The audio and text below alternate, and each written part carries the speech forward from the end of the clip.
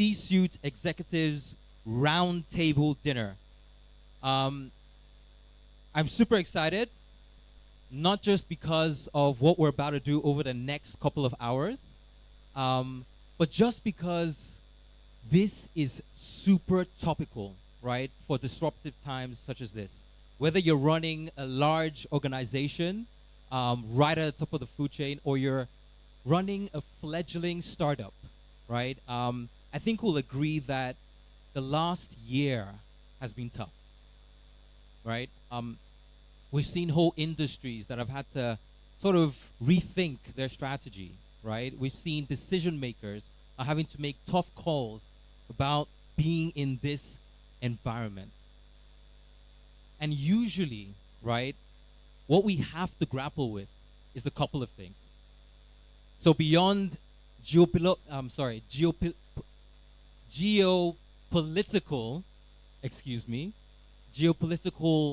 dynamics, beyond, the FX issues, right?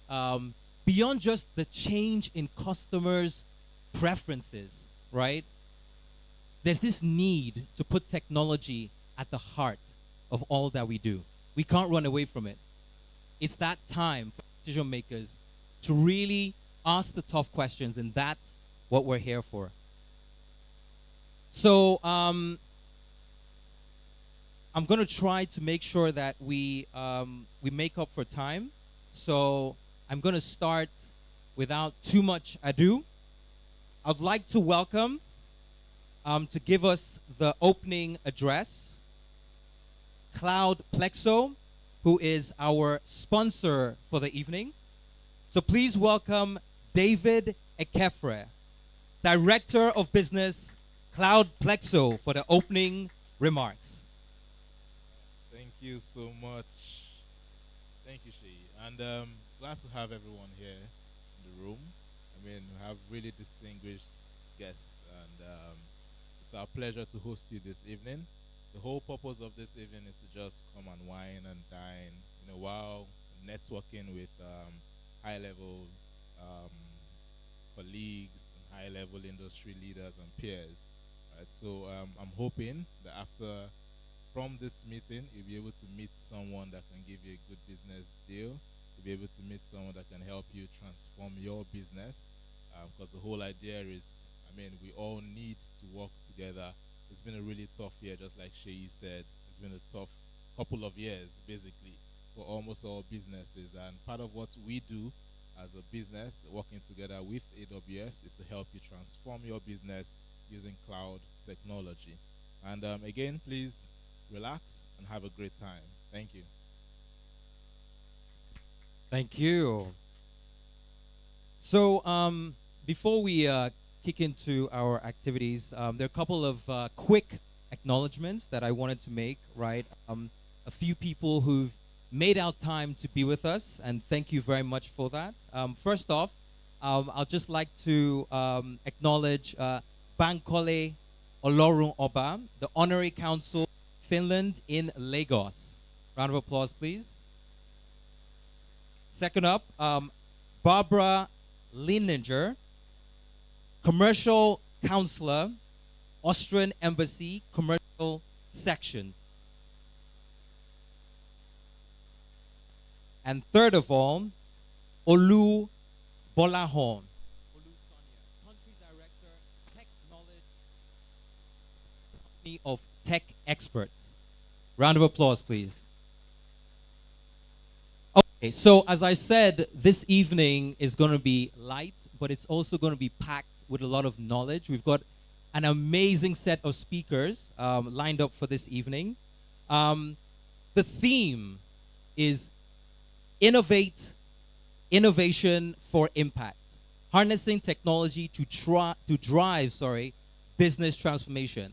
And we have to ask ourselves, right? There's a lot of buzzwords, right, in that one title. A lot of times we hear innovation. A lot of times we hear impact.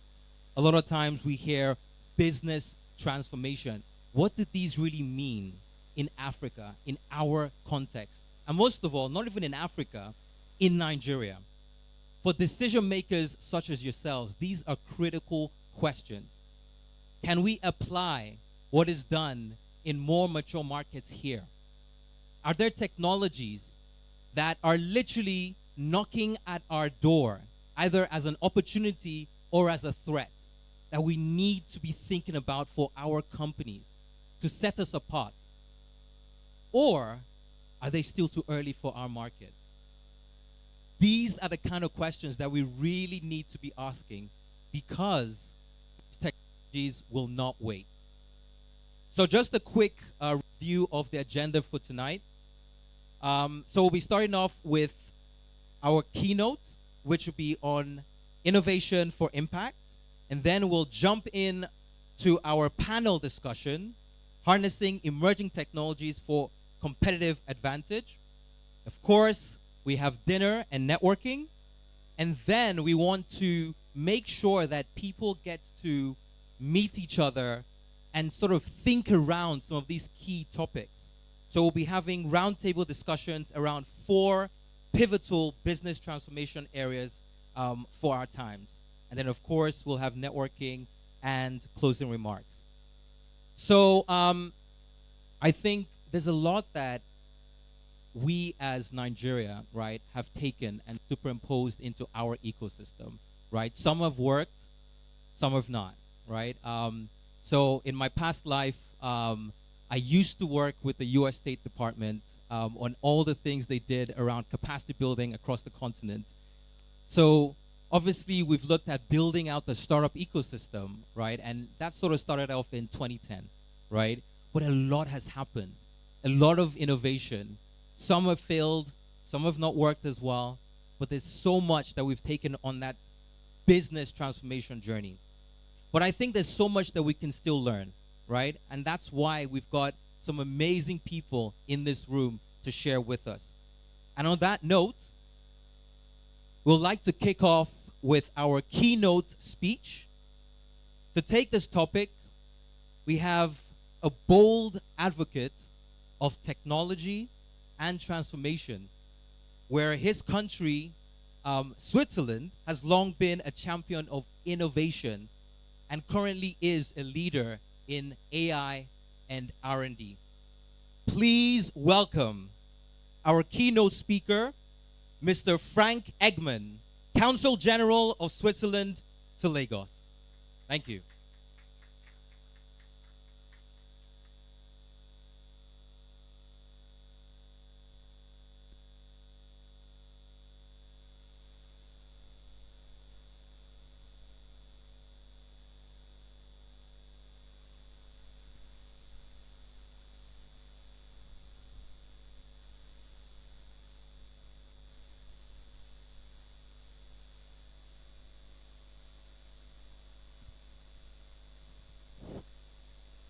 We might be number 1 in innovation, but technically we're not the best.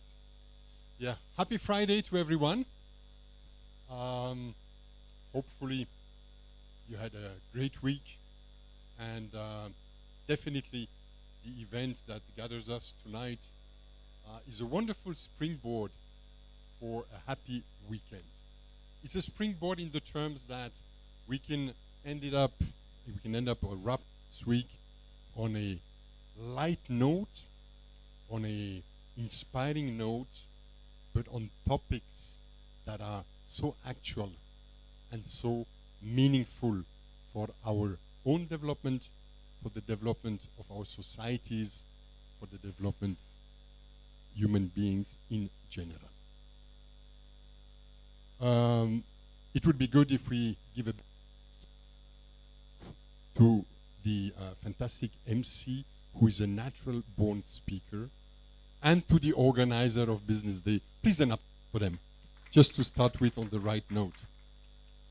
Now, it is a tremendous honor to face such an august audience and distinguished panelists that will join the discussion a bit later. Everyone comes with a wealth of experience, knowledge, and expertise in those topics that are so important to us. The speakers tonight will take us into a deep dive on artificial intelligence, of course, digital transformation, and especially the business connection to those new tools that we all play with. Digital transformation occurs in every stage of life for people. It occurs as well in any industry. It's part of the trend, but it comes also, although with a lot of benefits, sometimes with some warning signals. And this is when Shaya also spoke about the benefits that we can learn, but the challenges and dangers that are linked to those new technologies. Switzerland ranks number 1 for the 13th consecutive year as the most innovative country in the world. In the discussion with our friend here, Shaya, we touched shortly on it and agreed, and I'm sure you will agree with that, that innovation comes and starts also with education. If the base is not given, it's going to be difficult to pass to the next level. So, having the speakers tonight that will come with their expertise, I think Switzerland can offer a bit frame for the discussion here. Switzerland can also question certain development and certain technologies.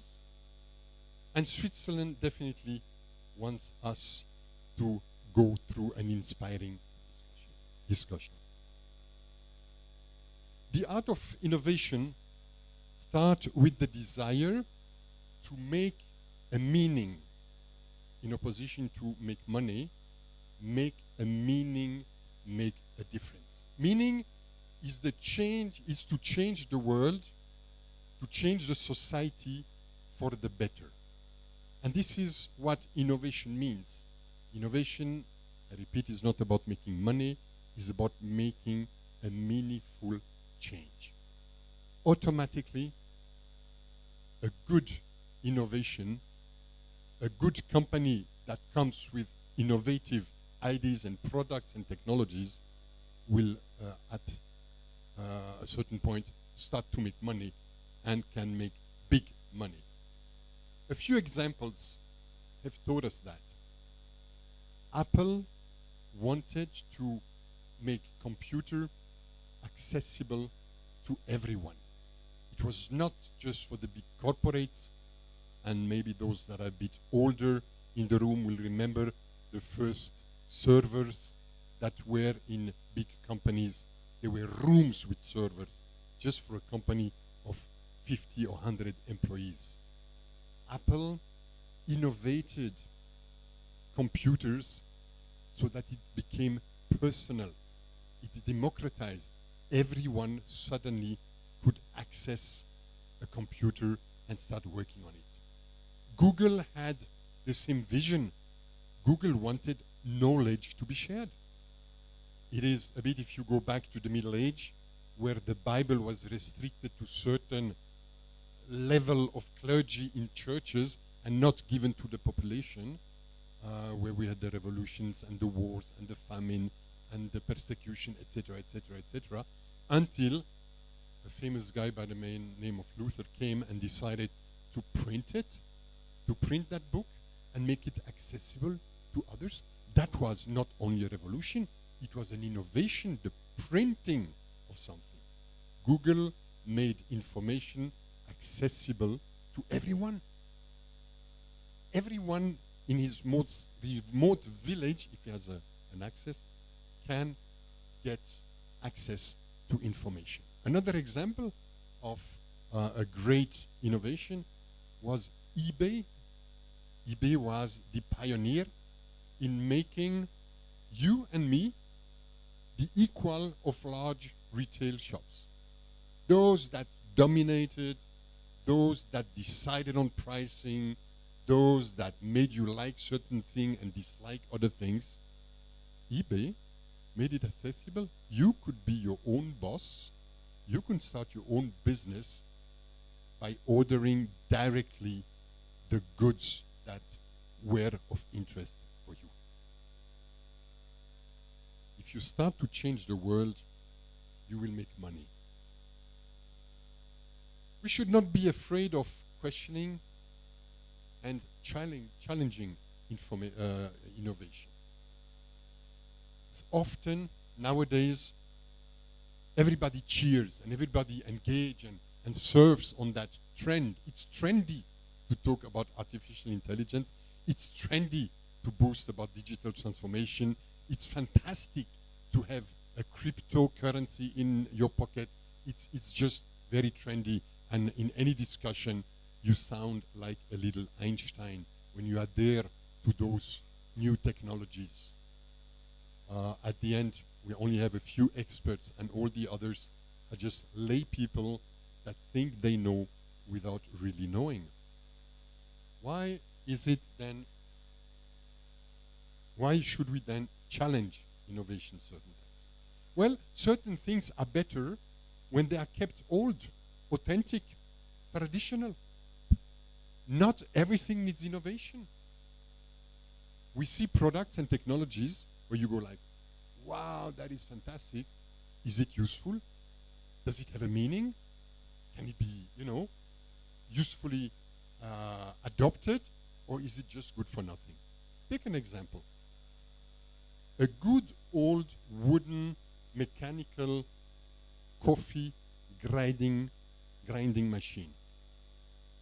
Do you know the experience of grinding your coffee or some spices, and to discover the smell, the aroma of each different variety, and the roasting level and those things, and then the mixture? Why would you need a coffee machine that works with solar power, automatic, at 6:15 when you wake up, pre-programmed for the next day, and it ends up in a little capsule? Is that really good? Does it make sense actually? Or is that old wooden mechanical coffee grinding machine from your grandmother not a sign of respect and a sign of continuity of what we love and like? Certain things should be used cautiously. Think about ChatGPT. Fantastic. I made a mistake, promising myself not to use the pronoun I, because it's not about me, it's about the topic. Sorry for that. ChatGPT. Kids go to school. Kids learn to read. Kids learn to write. Kids have the alphabet to memorize. Kids play with sentences. They construct a text. It develops their brain. It connects synapses in their brain. It makes them what they are, culturally, ethnically, human being. That is a process, like walking. First, you walk on your foot, then you stand up, then you do a few steps, then you walk, then you run, then you do a marathon, and then at the end a triathlon or whatever, or you climb the Everest. It's all about evolution. Reading, writing is a part of what we are and what we want to continue to be. Receive now GPT emails. You smell it, you see it, and then what do you think? What do you think when you receive a ChatGPT composed email? You think that guy is maybe not very respectful, or he didn't put much of his heart in it, or he's a bit superficial, easy done. We have to be cautious with certain technologies. They can be good for certain things. They can be detrimental for other things. For many things, those new technologies have brought medicine to a next level, but basic medicine should also be provided, and not only high technologies. And innovation also exists at the local level. Often people like you and others live in cities. We are subject to the influences of the system of the city. We are influenced by television and the news and everything, but it would be good to remember that local, more rural areas, other countries need different kind of innovation, and that trendy bling bling thing about new technologies should be really taken under the microscope sometimes. Innovation is, for a big part, not following the rules, not upgrading or developing certain technologies, but doing something new. One example, the ice making business, not ice cream, and the ice, the blocks. 19th century, 1800 and something, UK, I think they were the one that started that business. They were ice harvesters. You harvest ice.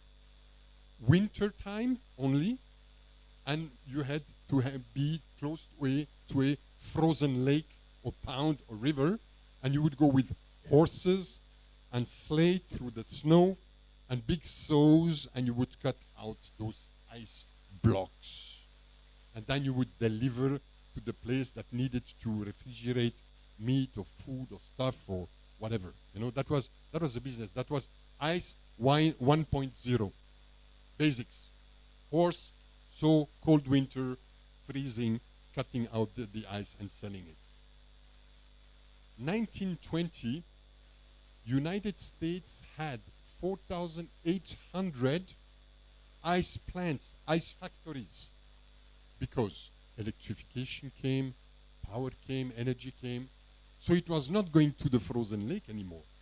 It was distributed in bigger cities and agglomeration, and those plants were producing ice blocks, and they were delivered to the houses, to the restaurant, to the hotels, to whoever needed that. That was ice 2.0, okay? Innovation.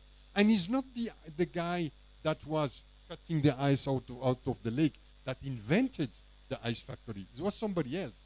You see, not following the curve, jumping to another curve. Ice 3.0 came 30 years later. Your own refrigerator at home. No delivery anymore. You can create your own ice. You can keep your own stuff. Refrigerator. Everyone, every lucky one has one at home.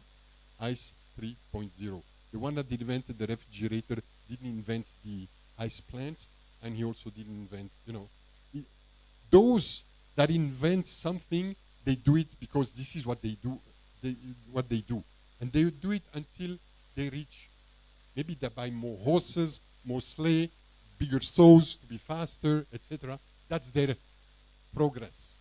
But somebody else comes with another idea. Basically, the bottom of this example tells us that innovation comes when you jump to the next level and you just don't follow the trends.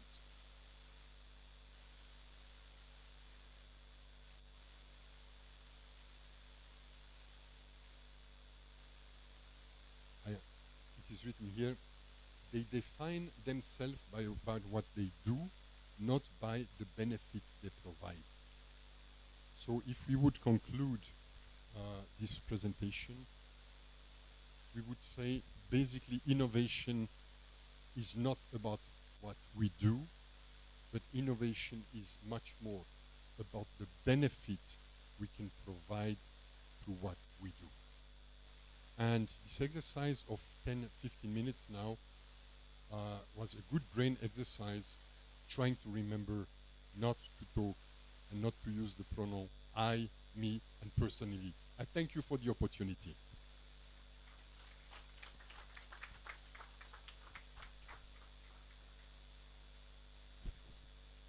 And Thank you for sharing with us. I think for me, when I think about innovation for impact, right? I think some of the key things there is it's all about solving a problem, right? It's really about taking risks and jumping, right? But using technology, right, to make that leap. Because we heard about different types of technology, right? Not all technology or innovation is actually digital, right? And for a market such as ours, we always have to be, able to balance that, right? So some people would build digital only, right? And expect that once you build it, they'll come, right? But then you forget the sort of hard graft that you have to do of going out there and speaking to the common Nigerian, right? To onboard, to learn. There's so much that it takes, right, when you're thinking about digital transformation, and that is exactly why we're here. So I think I want to make sure, right, that this is really an event that people feel heard, right? People are able to, express themselves because ultimately, right, you've got these amazing speakers that are going to be here, right? But the knowledge is really on this side, right? Across the room, across the amazing people and experiences and decision makers that have to make hard decisions every day, right? Because of the environment that we find ourselves in. So just really quickly, I wanted to, first of all, welcome yourself, sir. Mr. Bankole Olorun Oba, honorary consul of Lagos. You weren't here when I introduced you first time.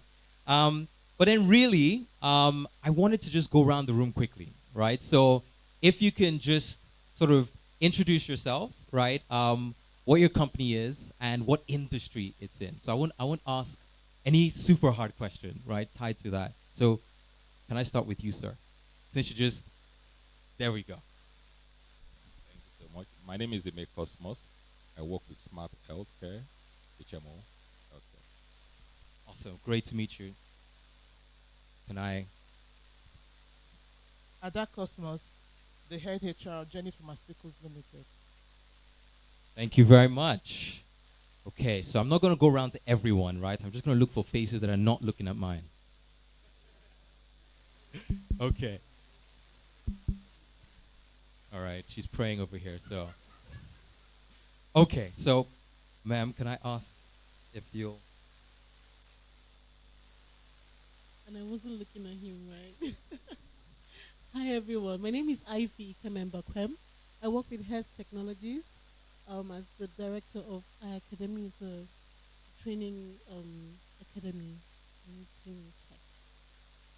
Thank you very much. So we've got healthcare, we've got training, education, super, super important. Can we hear from you, sir? Hi everyone, good evening. My name is David. I work with Bondly. Bondly is like for building the AliExpress of Africa to enable e-commerce business ship their products outside and manage their business properly. Awesome. A lot of innovation needed there. E-commerce is a hard one. We want to hear from you. Hi. Yeah, thanks for inviting me. Hi everyone, my name is Heather. I'm working on AI and big data for Transsion Group, so we're the parent company of the mobile phones that are popular in Africa, and trying to not make AI a buzzword in my work. So yeah. Awesome, awesome. So lots of great activities tonight that we want everyone to participate in around AI and other technologies. So let me take just two more people. Sir, could you? Good evening, everyone. My name is Alan Raju. I provide renewable energy for businesses on large scale. Video. Renewable energy. Energy is a thing now. Yeah, for businesses. Thank you so much. Okay. Hi, how are you?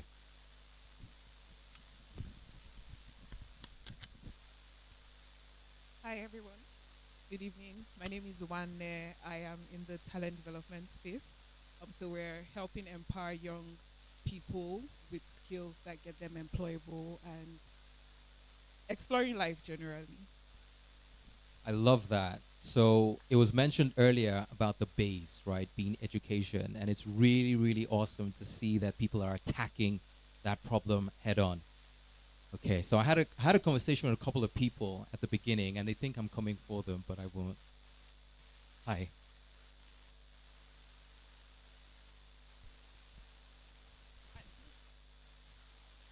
Hi. Okay. Hey, good evening, everyone. My name is Elena, and I'm working for GIZ. I heard a little bit of. Oh, nice to meet you finally. Previously, during the pre-networking. So yeah, I'm working for a sustainable or a business development program. But we have various programs. Unfortunately, my colleague couldn't join. The one who is working in tech startups. But yeah, if you want to reach out, um, I pass note. Thank you very much. Okay, I'll do one more person, and then we're gonna kick into the main part of the event. Please.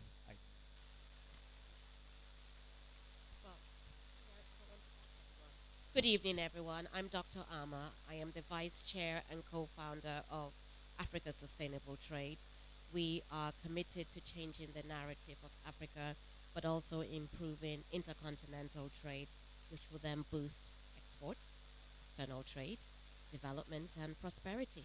And we have identified quite a few of the ecosystems that have been mentioned today. Thank you. Thank you very much. It's quite clear that we have amazing innovators. We have bold um, business minds that are really taking on some of the toughest, areas that really need to be front and center. And so we welcome you again. So, without much ado, we're going to jump into one of the core aspects of today. It's an amazing panel. Some of these are people who I've heard speak many times, and I can't, stop listening. So this is a super important topic because there are a lot of emerging technologies that we hear about, and I think Heather mentioned that she wants to make sure that AI is not a buzzword. Unfortunately, it already is, right?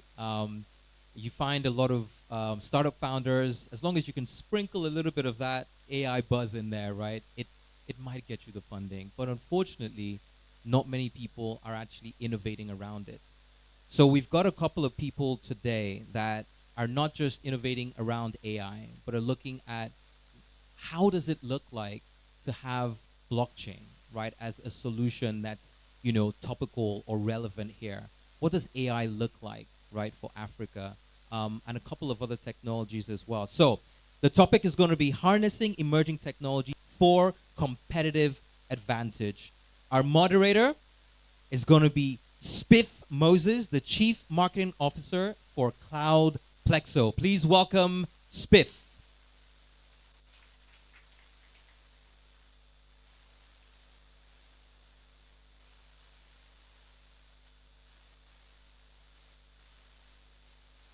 Okay, and coming up to join him, we have Dr. Glory Eyin Naya, founder, Cleos Advisory Africa. Welcome. Next we have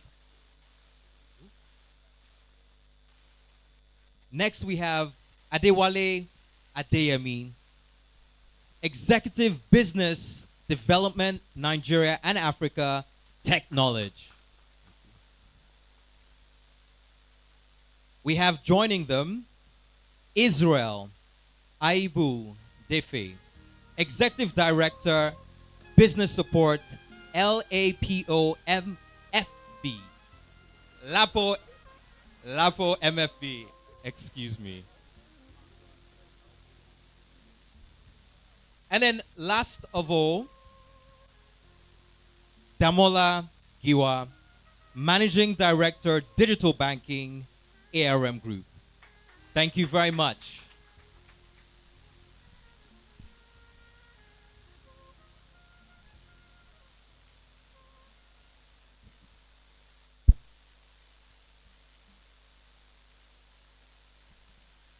Hi everyone.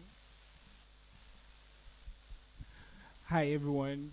It's really exciting to have each and every one of us here in this hall. Thank you so much, all our beautiful special guests and the awesome panelists. So here we're just going to talk about harnessing amazing emerging technologies for competitive advantage, and we're just going to delve deep into the advantages actually. So it's going to be an interesting and very insightful session. So let's just feel free and relaxed, and also there's also going to be a question and answer session actually. All right, so I'll just be going right in and ask a couple of questions for us to just interact.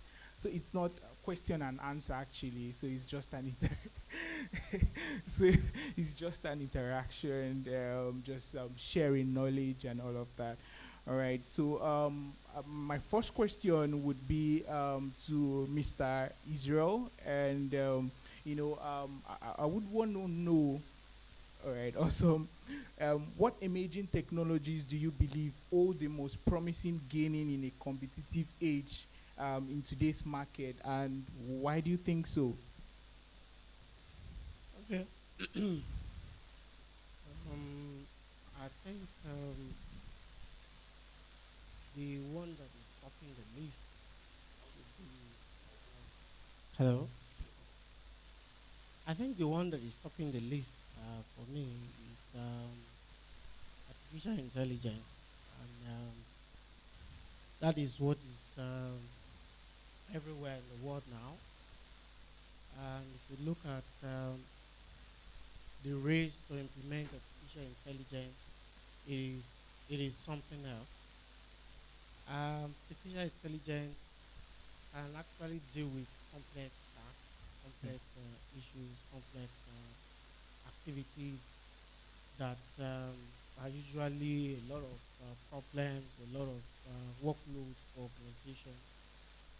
Um, with the incoming of a lot of progress, a lot of advancement in that area, I believe that lots of organizations can tap into it and do a lot of improvement.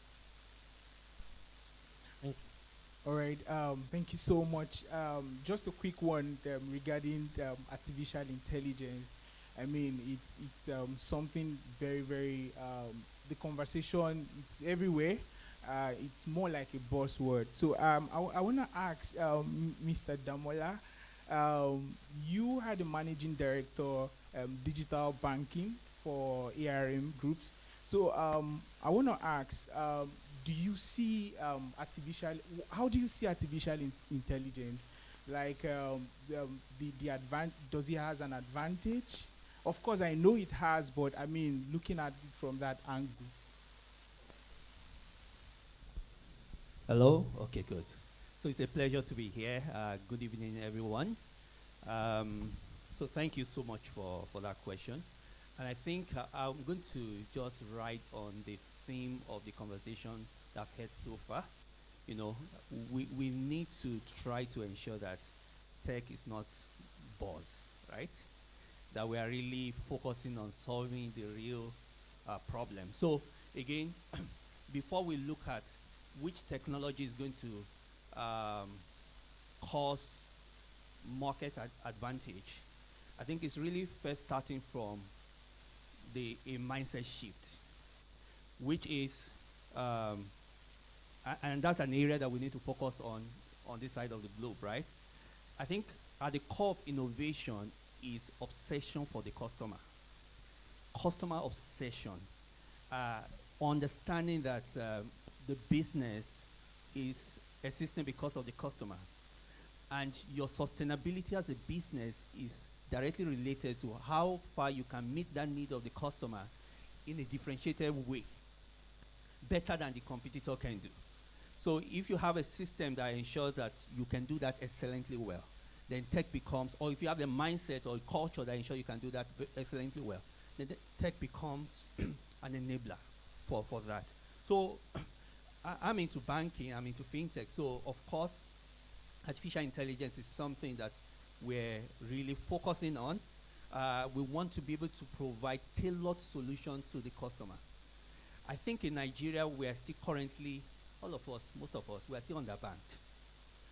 You might be banked, but you are still probably misbanked or underbanked. Nobody's providing you with very tailored solution that meets your needs. Most of us receive a lot of emails from our banks selling you products that doesn't really connect with you because, and it's not their fault, they're blasting the email because they don't know you. So artificial intelligence will ensure that we can understand the customer, we can understand their needs, and we can reach out to them even before they know they have those needs. One other problem that we have in Nigeria today is um, access to credit. So the problem of inclusion. At the core of banking is provision of credit. Let's not be deceived by what we do in Nigeria currently right now, where it's just treasury bills and everything. Banks exist to be able to drive the real sector. So the reason why we currently have, so I was looking at our statistics where only 6% of adults in this country said they have access to credit from licensed financial institutions. And it's not a problem. So why are financial institutions not lending? Because they don't really know those guys, you know. So I think over the time, if we rightly deploy data, artificial intelligence, we'll be able to know customers better. We'll be able to answer those questions of those old credit, triple C, yeah, character, capacity, and everything, and know the customer that really needs the money and will pay back. All right, awesome. A round of applause. Thank you so much. I'll just go to Mr. Wale. I mean, you guys do something quite amazing at Tech Knowledge, and so I want to ask, can you share some examples of organizations perhaps you're dealing with that has successfully implement imaging technology to enhance their competitive advantage? I'll start with, I'm not allowed to mention the name of our clients. Yeah, absolutely. Non-disclosure agreement. Yeah, but yes, a lot of technology. I mean, we support a lot of customers that use different kind of technology, and I can assure you, technology has enhanced how they do business and has helped them. And even for us, I mean, I want to talking about what Damola was saying and what we've been talking about. So you will realize that when we started with just providing support. We talk about technology, and basically what we do around with our customers is we provide support for them, technical support, and we advise them, we train them, digital skilling, and then we provide security for them too. But in doing that, technology has helped us to increase how we support them and how we provide services for them. And we've moved from providing support in hours to minutes, you know, with AI and all those things, being able to integrate that into our services. So, I mean, that's just to answer your question. Maybe you want to, like, go deeper, then I'll go into more. All right, I don't know if Mr. Israel wants to comment or, you know, add something to that. If not, it's fine. Not really. Say, talk about technology now forever. Those are not. I know Mr. Damola was talking about, I mean, the whole lot around the banking and loans and stuff like that. So, I mean, and the topic of this session is leveraging or harnessing technology for competitive advantage. And, I mean, you work with Lapo, and the name rings a bell in the room, right? In terms of credit and stuff like that. So, how are you guys making sure in terms of credit, you know, you find the right set of guys that matches in terms of credit worthiness, and you give the right credit, and we don't have issues that trend lately where, I don't want to mention names, where you see a certain fintech people and people keeps running away, and like yeah, in terms of loans, how have you guys gone in terms of harnessing technology for credit worthiness and giving the right loans to people? Okay. I'd like to say that we have a very strong human technology, if I may say so.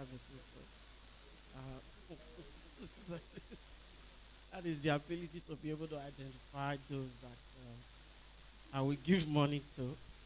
We are able to identify their houses, their relatives, their where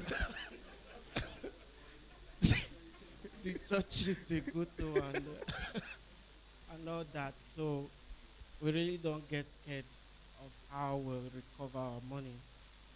Um, in using technology to drive this is a very big challenge because we we had the thought of it, had a strategy around it, but it was a bit difficult for us to implement. And then when we saw the fintech guys coming in to lead the way, we were like, okay, let's see what they're going to do. And then when we saw the first first guys got burnt, we're like, okay, we said it. So, but however, we are now looking to regulators because those the solutions it's in itself would not be able to drive home the expectation. We're looking at the regulators being able to implement um, global standing instruction solutions and some other kind of partnership that regulators can enforce that will help to drive digital credit in Nigeria because Awesome. as it is now, it is not that easy to drive. Awesome. Thank you so much. I know this is not a fintech conversation, but I know quite a number of folks who are in this room that they're championing something very unique around that area. So I just wanted us to shed a little bit more light on that, and I'm sure it's a little bit beneficiary to them.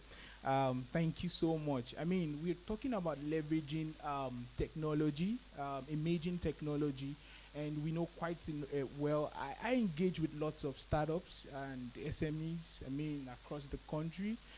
For us as an organization in Cloudplex, so we've impacted over 700 plus startups across Nigeria in different states, and we've engaged with lots of them. I champion that conversation. So we know how difficult it is. Most of them, they're young people, very agile and active. They know, they have the knowledge of these technologies, but how they could adopt it or how they could leverage on it becomes an issue in terms of some of them are quite expensive to utilize when you talk about AI, to build the models and, leveraging on Gen AI and all of that. Some of those infrastructures are not yet local, right? You just leverage on a whole bunch of platforms outside. I mean, so I'm just saying this to get to Doctor. I know, Doctor, you've done a lot. I mean, some of the conversations you have within the ecosystem around SMEs. You've done lots of workshops and seminars, and I know those are part of the things you really champion at Cleo's Advisory Africa. And I just want to ask this question: in what ways can startups, SMEs, can leverage on these emerging technologies to compete with big corporates like Lapo, like like ARM, and like Tech Knowledge? In what ways? I know you engage with lots of them. All right, thank you for the question. So, you rightly pointed out that we have a lot of small businesses growing in Nigeria. According to the Global Entrepreneurship Monitor, Nigeria is the world's most entrepreneurial society. In 2016, we came up with that statistic.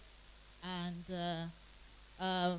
unfortunately, in 2020, we also overtook India as the world's poverty capital. And to me, putting those two statistics side by side made absolutely no sense. How can the world's most entrepreneurial society be the poorest? It simply means there's a gap between the desire that many Nigerians have to start a sustainable business and the skills to actually grow an innovative business. So that informs the work that we do at US Africa.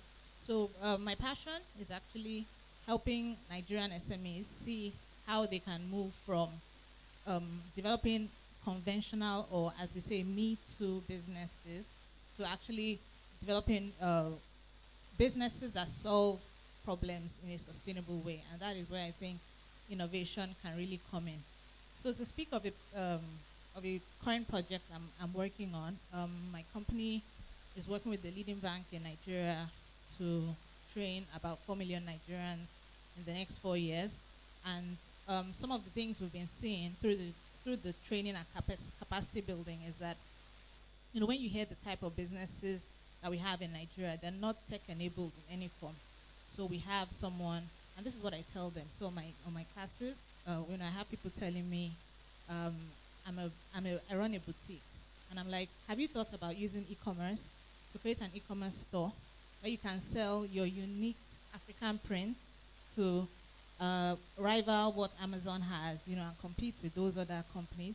Or someone comes and tells me I am a caterer, or I sell food, for instance. So I try to give them the idea that they could create a food delivery app, a platform where they can, of course, it will be a bit difficult competing with the Globals and the larger delivery services, but there's a strategy around that. If they sell, for instance, the best zobo in Lagos, apologies to people that don't know what zobo is, it's a local Nigerian flavored drink.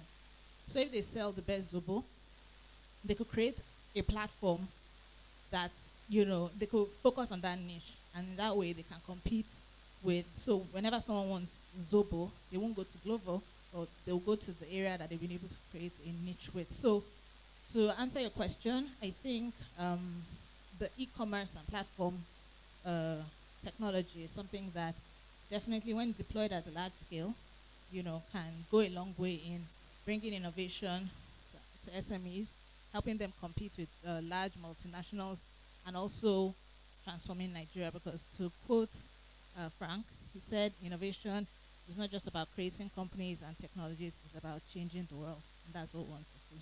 Thank you.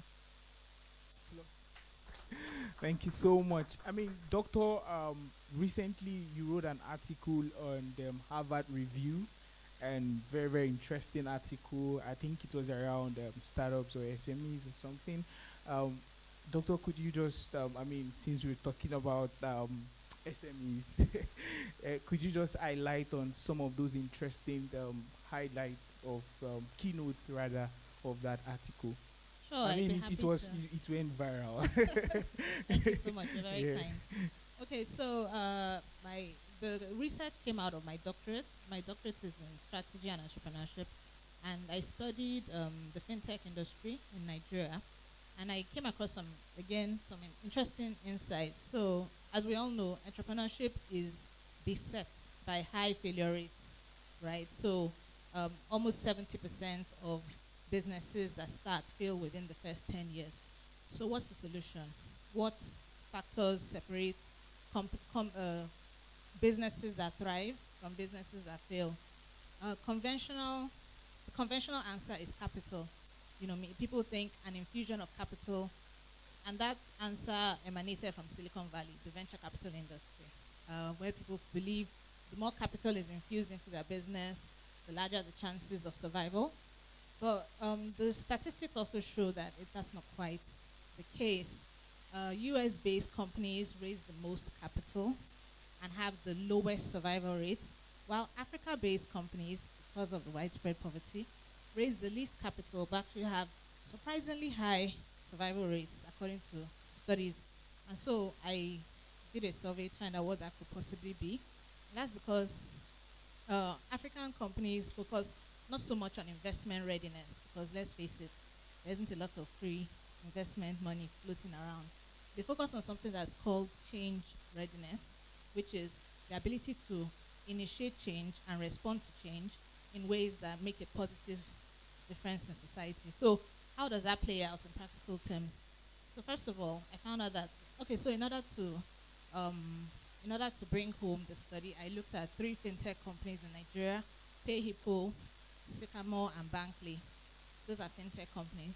And I found out that, first of all, they tailor their storytelling to investors, sorry, to customers and not just to investors. So that aligns with what Damola said about being customer obsessed. So whereas IDEO is a company in the US, they suggest that for the first 6 months of the company's existence, they should focus on their page, on their elevator page, and all that. But African companies focus more on marketing materials, websites, growing organically. Sycamore bootstrapped for 6 months before, and eventually became profitable on their organic customer cash flow. And I've spoken to CEOs like the CEO of Andela, and he said that when they first started, their storytelling was skewed 90% to customers and only 10% to investors. Because the reality is, if you lead with the customers, if you understand the customer problem, if you make customers happy, investors will come running after you. But if you focus only on investors, polishing your pitch deck, creating a list of venture capitalists and hounding them, they'll get scared and they wonder, are these people just here for the money or do they really want to make impact? So that's the first aspect of change readiness. The second aspect is stakeholder engagement, community. So Western culture is very individualistic, and that trait is good for idea generation and innovation because it helps people think outside the box. But in terms of bringing those ideas to life, in Africa, we're very communal. We focus on our relationships and alliances and strategic partnerships, and that's also very important in helping a company survive its early years. And then the third arm of change readiness is how do you celebrate success? So in the US, they've popularized the unicorn tag. So every company wants to be a unicorn. There's a company called Stitch in the US. They barely had $1 million of revenue before venture capitalists valued them at $1 billion. A unicorn is a company that is worth $1 billion. So this company hadn't made even $1 million in revenue, and they were called a unicorn. Here in Africa, while we do have our own homegrown unicorns, we have 7. We have 7: Flutterwave, Andela Jumia, Paystack is no. They got acquired by Stripe. Sorry. So Flutterwave and a couple of others, InterSwitch and a couple of others. But the focus is more on alignment to the operating environment, securing government licenses, maybe securing key employees. I mean, we do celebrate the capital raises like they do in the US, but we also have more institutional milestones. So in summary, my advice to people that are trying to innovate in Africa is to, tailor storytelling to your customers, not just investors. Build communities and alliances so that you can bring your innovations to life, and then measure success not just by the money you raise, but by the impact that you create. Thank you very much. A round of applause. Thank you so much, Doc. All right, awesome. Leveraging emerging technology for competitive advantage. I want to get to you, Mr. Wiley. You guys are championing something very, very unique, which I like. And I want to ask, what do you think would be the biggest or are the biggest challenges that company faces to adopt emerging technology for their competitive advantage? So maybe that was why we upgraded our name from tech expert to tech knowledge. Understanding that technology, gaining the right knowledge, and being able to utilize them to grow what you want to use. I mean, for us, you would take, for example, we started about 13 years ago back in Bulgaria, and then we moved into Nigeria. When we got into Nigeria about 5 years ago, there were about 200 of us here, and we didn't have the right people. We had to bring people in to train, and then we trained ourselves. Today, we have more than 12 MVPs that have graduated from Tech Expert today, and that comes from acquiring knowledge, ensuring that people know, training people. And from the 200 that we were, we've grown to 2,000 today. We're 6,000 across the world. Nigeria has about 40% of that total capacity. And it's about gaining knowledge, training, retraining people, improving the environment, and people have left us, you know. So when we adopt technology, one of the fears that people have is, okay, you train people to adopt the technology and then they leave. You understand? So uh, you have to continue investing. You have to continue training. You have to continue improving yourselves. So again, for example, you talk about the different technologies that we've used over the years. I remember when we were bringing in computers into the businesses and people were asking that, some people were asking that, okay, so what will I do, especially the secretaries? Today we don't have secretaries, right? I mean, you don't have most offices don't have secretaries. We do most of the work today. Basically, what has happened is that technology has helped us to upgrade ourselves.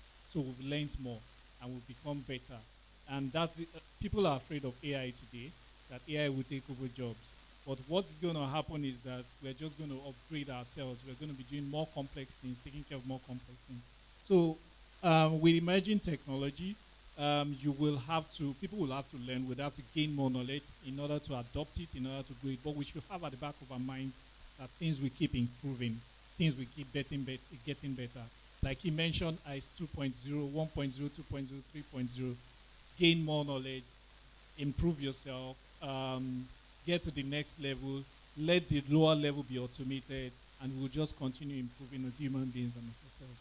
All right, awesome. Thank you so much. Thank you so much. A round of applause to Wale.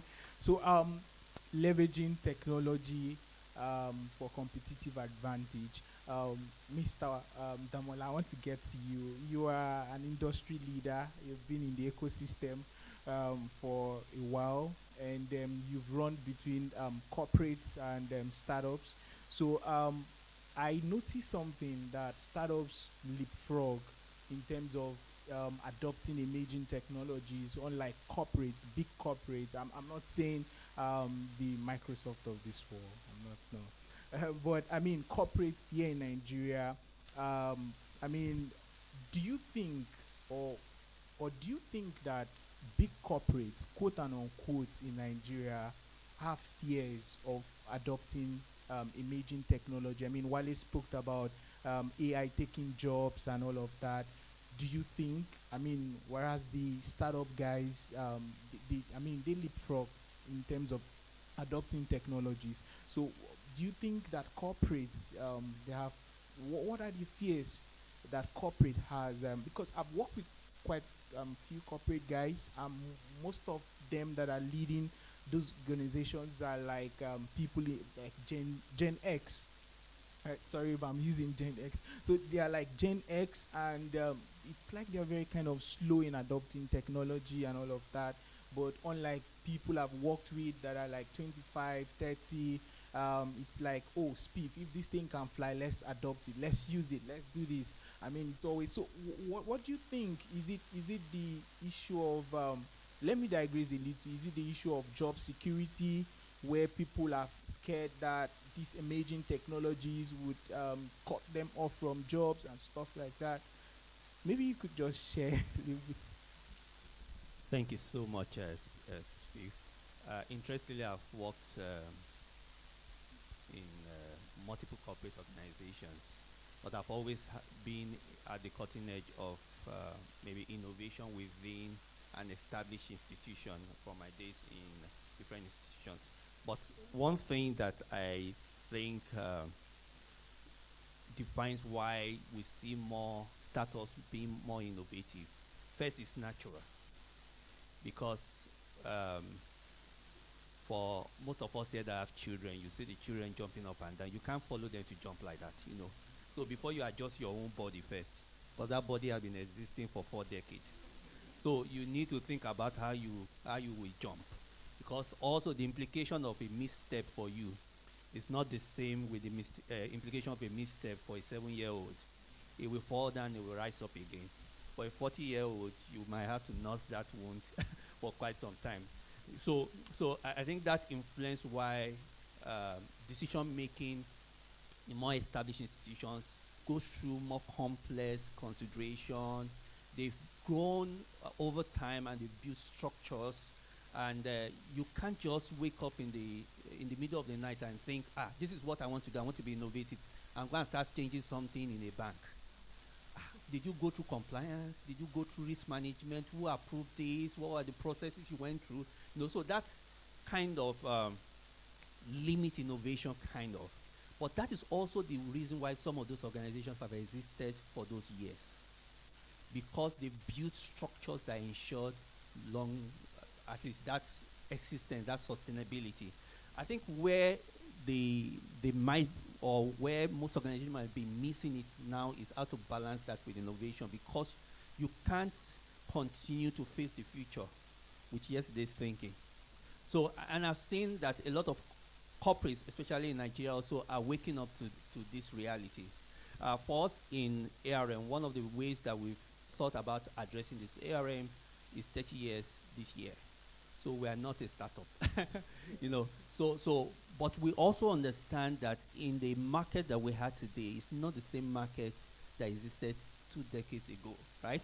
So we need to innovate, and we're approaching it in 2 ways. We have found out that our innovation will be first internal, so in-sourced. So there are different, there's a cultural change around being customer obsessed, innovating, finding the right solution. But also we've also identified that we might not have all of the answers internally. And that's why as a corporate, we now have what you call ARM labs, where we partner. The first objective is not to partner. First, we create a forum where we invest in startups. We also have a partnership with Texas, where we have an accelerator program where we're grooming startups and we're making investment in them. First is to deliver investment returns, but also is to be able to find very viable opportunity for partnership, where we might not be able to move that fast, but we see some of these very innovative startups where we can take some of their innovation and complement some of the traditional things that we're already doing, and then you have the balance of this well-structured organization and also innovative ecosystem that we built around ourselves. But I think, lastly, one area where it's always difficult for established institutions to innovate is because it's also a mindset shift. Because most organizations they've built a performance management structure that celebrates success and punish failure. But at the core of innovation is the spirit of experimenting, where you try out something, it fails, then you go back and you try again. That's how startups do the things. So I think it's now that mindset shift where established organization has to start thinking that my survival is not around that next quarter performance. It's around what we start to build for the future. So you start to balance it in terms of creating a room where people can try out things while you still have those structure and those processes in place that ensure that the organizations continue to exist. Awesome. Thank you so much. A round of applause. All right. This will just be the last questions, and we threw the mic open to the audience.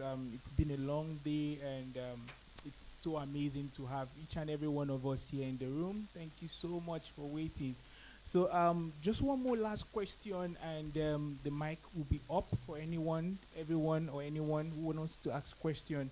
I want to get back to Mr. Israel and ask, sir, how do you see the future of emerging technologies like AI, blockchain and IoT and lots of them that's coming? How do you see the future, and how do you think this will affect especially the corporates, just like Damola highlighted, or organizations like you? Sorry. Okay, I'd like to say that you should not think too far. Just focus on improvement, because technology is progressive. A professor attended a program last year, and he was saying that, that's in the UK, he was saying that the hype about this technology, AI, artificial intelligence, and all that, that it has a lot of ignorance embedded in it. And where there is so much hype, there is so much ignorance. And he demonstrated that with the blockchain. He did that and said that he was going to show us how the blockchain works, how it is, and we're going to use it to build a coin right there and then. He did that and he explained the concept that it is a progressive thing. Um, what we see now is the effort of R&D, a lot of persons or individuals or organizations that put so much behind what they were doing, whether it's ChatGPT or improvement of what we are seeing in IoT and augmented realities and all that. So what I would say is that invest in improvement, invest in partnership, invest in development, and then go slowly with that. Do some testing, and then you begin to see the world unfold, because how we see the world is different to each individual, each organization. So that's why we are not into the same kind of business. So, but when you focus on developing your own areas, focus on improving your own areas, then you begin to see some good lights in your own kind of business. Thank you. Awesome. A round of applause. Thank you so much. I mean, the reason, the purpose for Business Day Economic Club, focus on C-suite executive is we're trying to champion something very unique in a way that we believe that we could have corporates like you and everyone in the room share thought-provoking knowledge, ideas that can actually help, accelerate our businesses and good networking, collaborations and partnerships. I mean, I just want to share this between in the past few months, my organization, we have actually invested over $200,000 into businesses, trying to support them to adopt emerging technologies. And this spans across startups, SMBs, and enterprise. And we also try to work with government in terms of digital transformations to help them, right, to even NGOs, institutions, that how they could actually leverage on these emerging technologies like Gen AI, advanced analytics, IoT, and lots of them, to actually bring their ideas to life or to leapfrog, especially large corporates, organizations, and also startups. I just want to say too, if you are building a company or you're running a large corporate like Mr. Damola and Mr. Israel and Wale and Doctor, I have few of my colleagues outside that you could engage with them and we could provide valuable services. We have a bunch of amazing offerings that can actually help you bring some of your amazing ideas into life. So you're not going to spend lots of money because almost everything comes free because of our advanced partners that we have. So yeah, I just wanted to say that. So you should not be scared of adopting emerging technology. So if you have you're building something or you're running big corporates or something, we are here to support you, like I said, and all of this comes at no cost. I mean, we could have that frank conversation immediately after this dinner. All right, it's been a very insightful and interesting conversation. Thank you so much, Mr. Damola. Then before I throw the mic open, I mean, I don't know if anyone has a question. Awesome. Awesome. Okay. All right. Okay, so we just entertain like 4. Okay, 4. Oh, okay. All right. Okay. Hello, everyone. I think I'll just stand for a minute. My name is Temi Loluwa Dosumu, and I'm a business lawyer. I do a lot of work with startups in Nigeria, Africa, and the rest of the world. And thank you very much. I think it's been an interesting evening for me. I mean, we all know that the more emerging the technology is, the more invasive it becomes, right? So I want to understand, the thinking on that side of the room. How do we, balance investments? Because I've heard, figures that, your entity has invested in some of these, startups, using, leveraging on emerging technologies.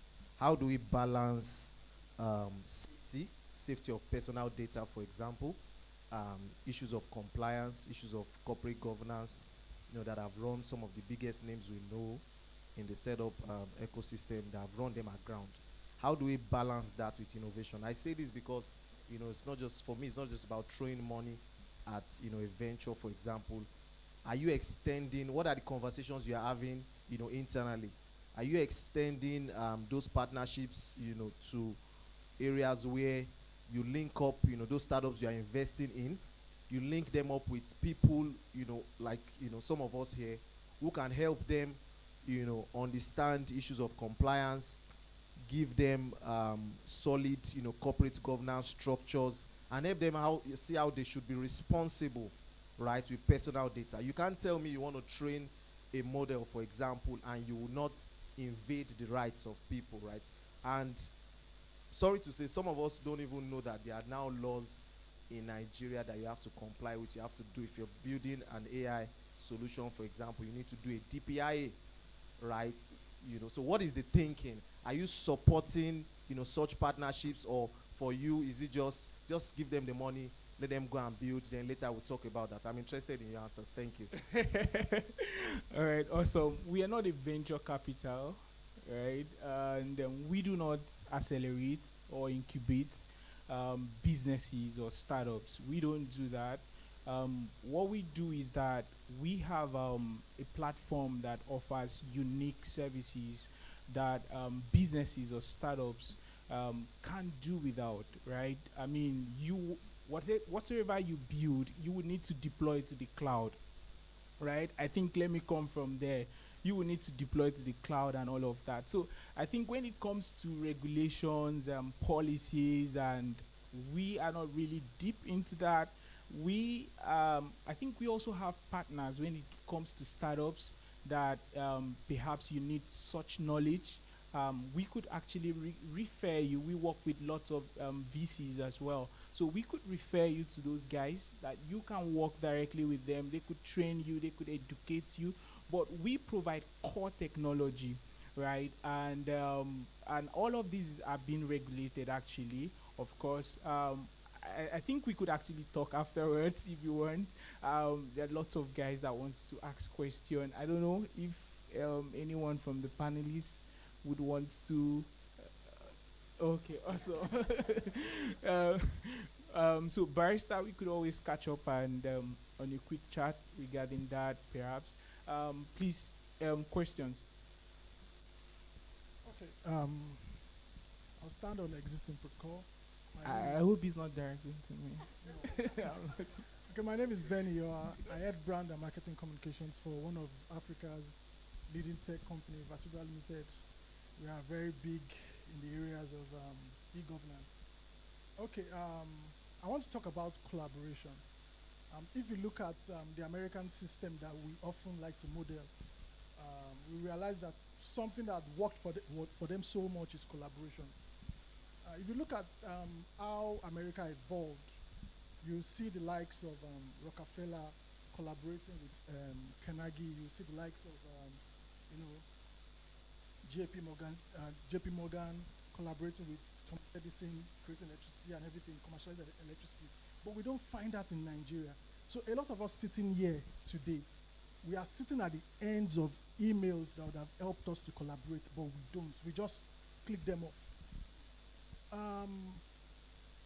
Besides our banking sector that have been brought together by needs, we realize that technology itself, there's no collaboration.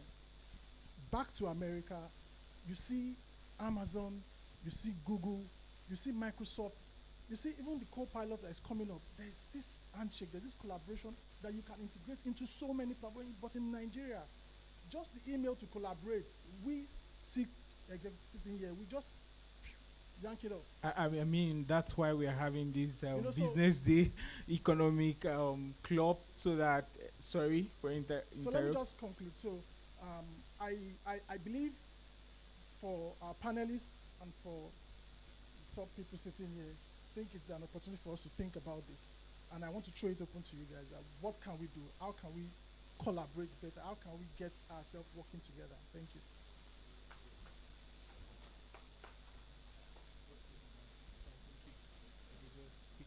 I do not completely agree that we don't collaborate. I mean, it's just like you said, it's based on collaboration that we're here. And there are a lot of events where we collaborate. And if you go to different bodies, I belong to a couple of bodies. And the first, for technology people, the first set of people that bond in those organizations and in those bodies are usually technology people, because there's something to talk about. I think with technology, for people in tech, one thing is everybody agrees that you don't know it alone, you don't know everything, and it's easy to share knowledge. So we always do those things. I think what we need to do is improve that, and then bring in, just like when you were talking about collaboration, I whispered to you that we need to think about African collaboration. We ourselves, we need to start bringing our stuff into what we do, create what we do, and move higher. That's just what I think, but we can always do better. I think we collaborate. Okay, just to add, because part of my research was on institutional entrepreneurship, and I found out that, we have a fintech association. A lot of other emerging technologies will also benefit from having some kind of collaboration. So, if anybody is interested in working on an e-commerce and platform association, let's talk after the dinner. Thank you. Yeah, awesome. Okay, great. And I mean, just to add to what you were saying, right, I think some of the biggest successes, right, in, say, fintech and banking and finance have really come from that collaboration, right? So the smaller guys, at some point, a Flutterwave and a Paystack was small, and they had to leverage the infrastructure, right, and the scale of larger banks to really get to where they were. So that opportunity is there for other categories, right, to actually do the same, whether it's in edtech or, I think that's a really, really great point as well. So we'll just have two more quick questions, please, super, super quick. Okay, good evening, everyone. My name is Peter Izu. I'm the CIO of Zenith Pension Custodian. I think my first question will go to Demola.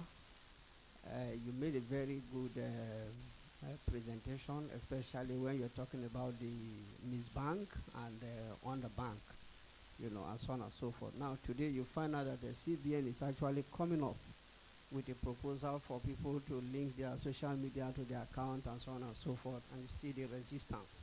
People are saying that is going into private affairs and so on and so forth. But actually, that will actually make banks, to actually understand the pattern of people, the movement, the spending, where they visit and so on and so forth, and actually advertise properly, for them. What is your take on that? Are we still resisting CBN, or do we believe that we can actually support that idea? Then my second question is on Doctor. You have been partnering with so many organizations with respect to training and so on and so forth. Now, the problem we have now is digital disruption is leading to more other digital disruption. Now, this Jackpot syndrome, how do you handle that? After training quite a lot of people, you think you are stabilized, and only for you to wake up, 50% gone, to start training again. How does that help? Thank you. All right. Thank you so much for the question. I think innovation, the market, and then the regulator have to work hand in hand. And there's something that they talk about, an idea whose time has come. Now, if regulators are trying to push something and the market is resisting, it might mean that the time has not yet come. So I think most innovative ideas that are skilled have not come by fear, like pushing it down. It's going to come by market operators saying, hey, this is the value we can give to you, customer. do you want to connect your Facebook? And it will grow organically. So that's my thought about that. I would think that it will be us, the operators, now finding how we can demonstrate value to the customers, and they will voluntarily give us access to that data when they start to see the value. And then the role of the regulator is now to check us to ensure that we don't abuse that right and protect the entire industry on that. All right, thank you. So, if I understand your question, you're asking what happens when we train small businesses and they relocate. Okay, so it reminds me of a short story where a CEO was talking to the head of HR, and he was complaining to the head of HR, why do we spend so much on training? What if we train all these people and they leave? And then the head of HR asked, what if we don't train them and they stay? So you can't stop building capacity because you're afraid that you're going to lose out. You'll stand to lose more if you actually don't invest in people. And the world is a global village. In addition to training, we also do consulting. It's not unusual to realize that there's a trend where Africans in diaspora that have made it, that are comfortable, that have disposable income, actually want to come back to Nigeria and invest, build companies to fill the gaps where the government is not meeting up. So like I said, empowerment. I don't think the threat of relocation should actually stop us from empowering people, because yes, all this is for the good of the Nigerian society. Thank you. Okay, so I just want to give a typical example from our own side, because we do continuous skilling. I mean, for us to have the size of people that we have, and it's not like we don't have attrition. We have attrition. People will leave. But we also need to understand, one of the things that we came to understand on our own part is that Japa wasn't just in Nigeria alone. COVID changed a lot of things. People were moving everywhere, and people were going to move. And then our own industry had a lot of young people. And I remember when I started, I tell people that when you're in tech and you start, you're usually very greedy. You want to learn a lot of things. You want to learn everything at the same time. And maybe internet wasn't just common at that time, so it would take me probably a year to say I want to move on to something else. But now, internet, social media, everything, AI is available. These guys learn everything in 3 months. They want to do something else in another 3 months. So you need to give them opportunity to grow. And when they grow, make it available for them to cross. I know some organizations are still rigid. So somebody learns something today. Maybe it comes in and is in the server team, maybe in a bank, is in your server team or something, and he wants to move into networking. You're saying that he can't move. He will look for somewhere where he can move to. Or somebody comes in, is a developer, and he finds out 3 months after that, this development thing, I'm not so good in it, so I want to do something else. And you are resisting for him to do that, and the guy is struggling. You need to create that opportunity for them to move. And that was what we did. That was what we came in. And we actually, so when you talk about emerging technology, we start investing in AI in order to know where the talents are coming to our place. Through training, through engagement, you're able to know that it looks as if this guy is focusing on this thing. So you start training that person to move to that. So there's individual learning for all of them. So maybe in like 3 months or 6 months, you would have known that this guy came into techie because he was following the crowd. He or she was following the crowd. He's more of a leader. So you start moving that person into a team manager position or a leadership position or a comms position. So we ourselves, leaders in different groups, we need to adapt to the new changes that are happening.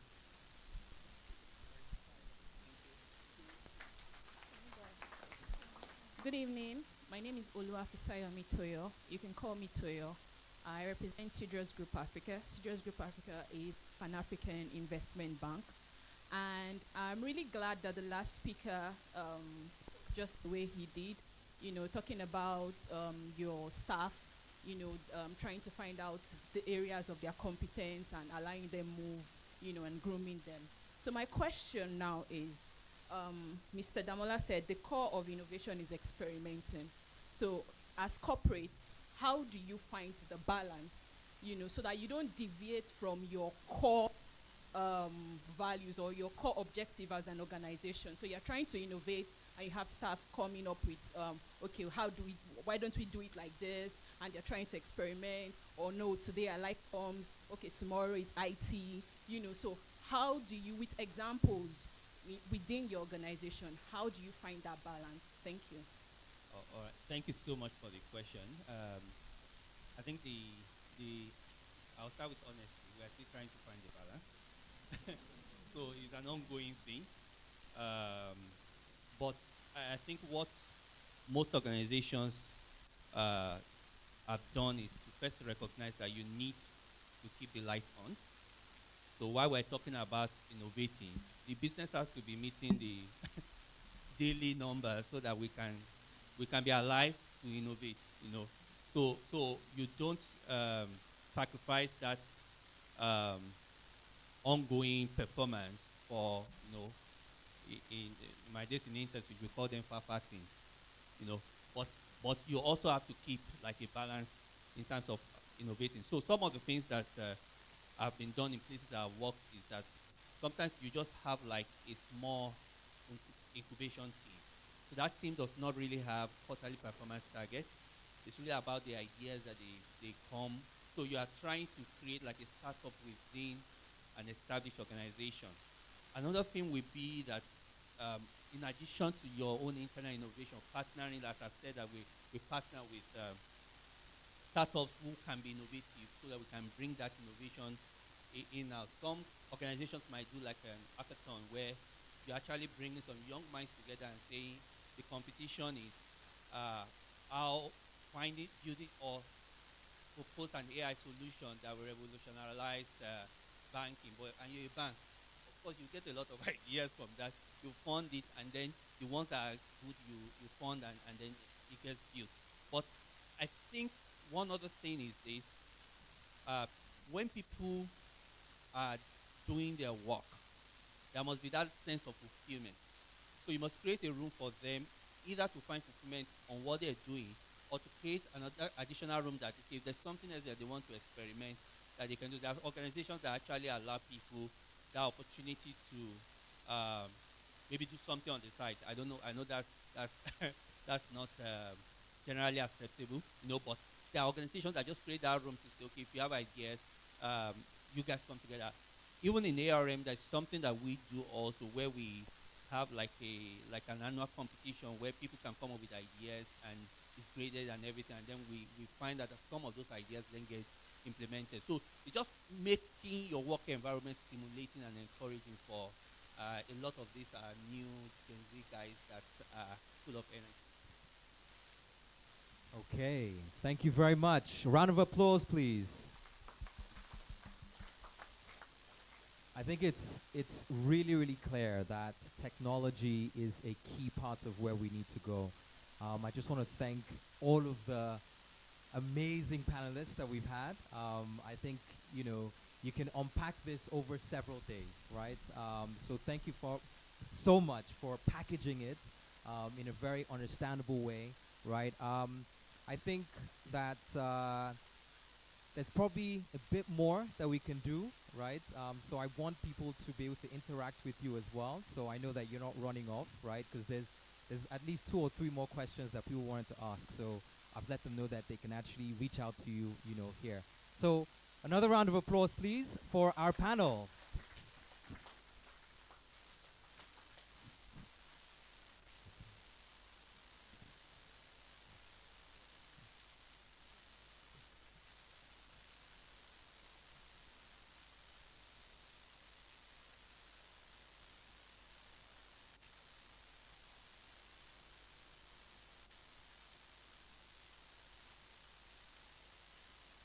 Okay, all right.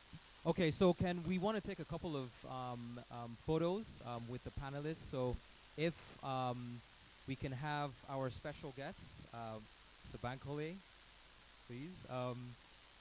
Yourself, sir. So please, we would like you to please just stop by the front, right? And then we can take a couple of pictures. But for us, we're going to be continuing, right? I think that super important is application, right? Okay. So let's take one here, please.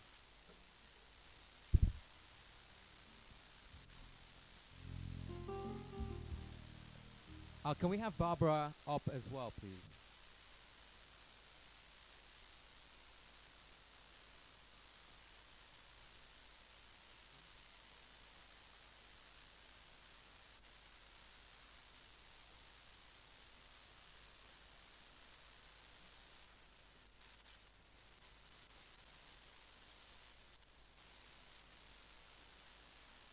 Okay, thank you very much. All right, so I think we're going to go into one of my favorite parts, right, of these kinds of gatherings, right? Sorry? The dinner, not quite yet. But I do love my food, even though it doesn't look like it. But I think, you know, we've learned a lot, right?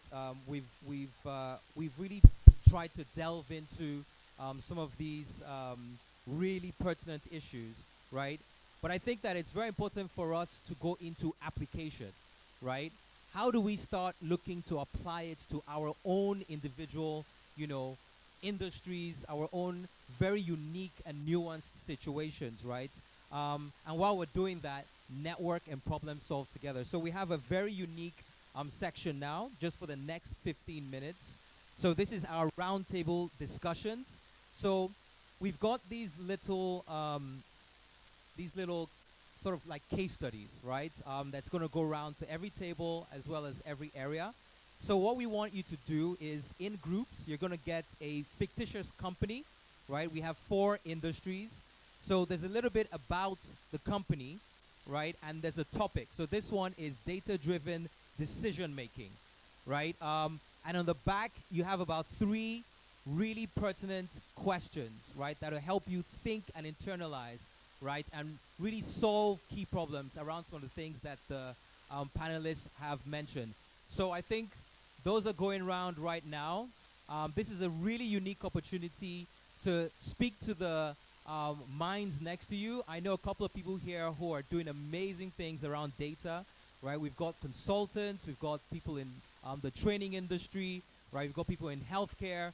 So right next to you could be the solution, right, to what you're actually looking for. So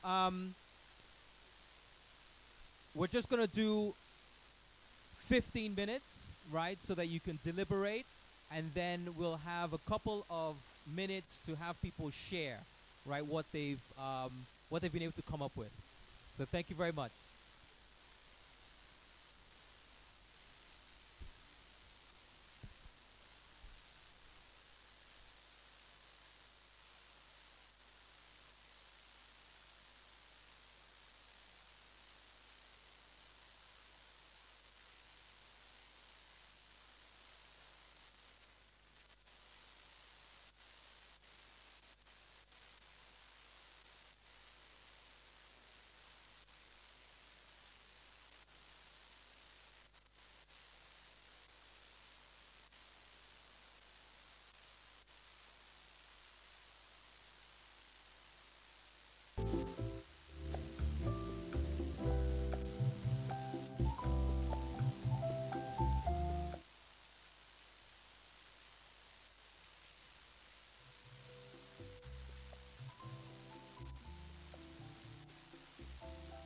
So I think a good way to go about this, right, is everybody read through it, right, on your table, and then just ask a question around it, right? So what do you guys think, right, about this? So let's tackle question 1. What is the problem, right? What is the industry? What's important in the industry, right? This is supposed to really allow everyone to share from their own unique perspective. Everyone has something to say, right?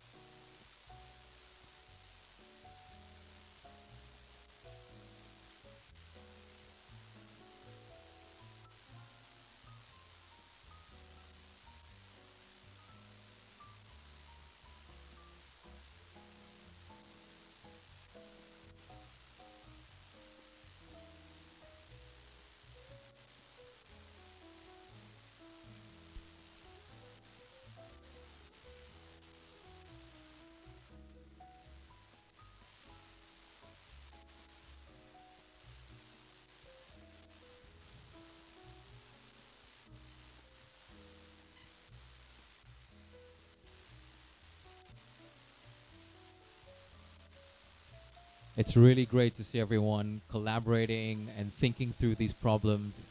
So we've got 10 more minutes.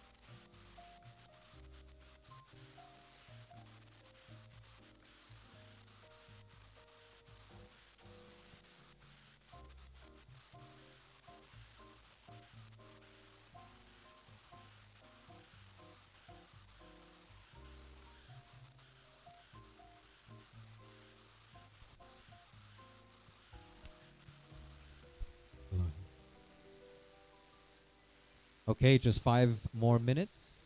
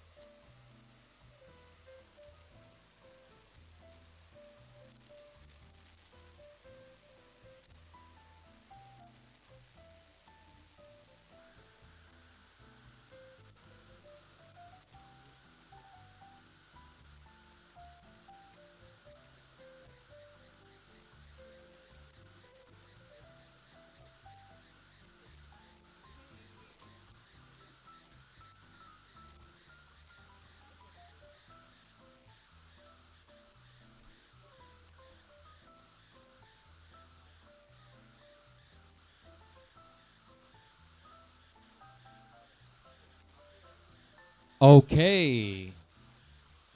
Sorry to cut you off abruptly. So I know we're right in the middle of our collaborative problem solving.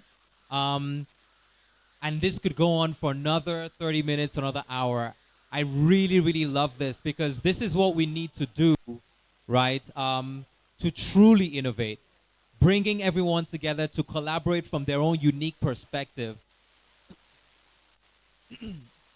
So I think if we just hi everyone, hi guys, hi, hi all. I think we'll have more opportunities to sort of talk around these topics. But what we really want to do is just very quickly, right? Is if we can learn from each other, right? What we're going to do is we have 4 companies, right, that have been passed around. So can we have someone from Green Future Manufacturing? So you can choose someone from your table. And this is not putting anyone on the spot, right? This is basically just sharing, right, from your unique perspective on your table. So can we have Green Future? And what we're going to do is just give a summary. Sorry, excuse me, guys. Hi. All right. So what we're going to do, because I love the conversation around, so we're going to go next with your table, right? So each table is just going to have somebody speak, right? What we want you to do is just give a summary of your company, right? A little bit about your company, and then take one of the questions, right, that you solved. Is that okay? Okay. All right. So can we start with Green Future Manufacturing? So who's going to? There we go. Hi everyone. We're Green Future. Our company is heavily involved in distribution of LPG to homes across Lagos State. We're in IoT platforms, sensorization of cylinders. We're also leveraging board that has the capacity to analyze data, so we can be able to distribute LPGs across the cities efficiently and reduce carbon emission by 20%.